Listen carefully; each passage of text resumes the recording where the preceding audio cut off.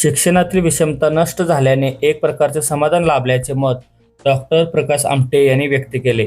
ते अभिनव group of एज्युकेशनच्या नव्या संकुलनाच्या उद्घाटन प्रसंगी बोलत होते.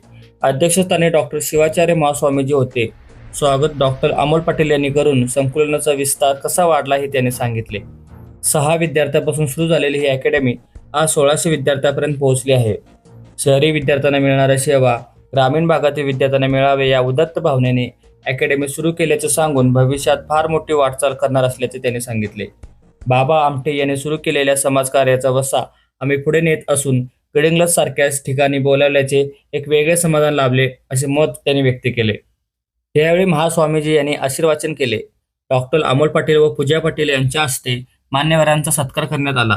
यावेळी श्रुती पुडतळ या विद्यार्थ्यांनी मनोगत व्यक्त केले. कार्यक्रमासाठी विविध क्षेत्रातील मान्यवर उपस्थित होते.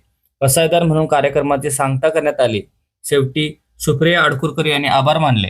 महाराष्ट्रामध्ये 24हून रुपेश मर्याबगोळ, चंदगड.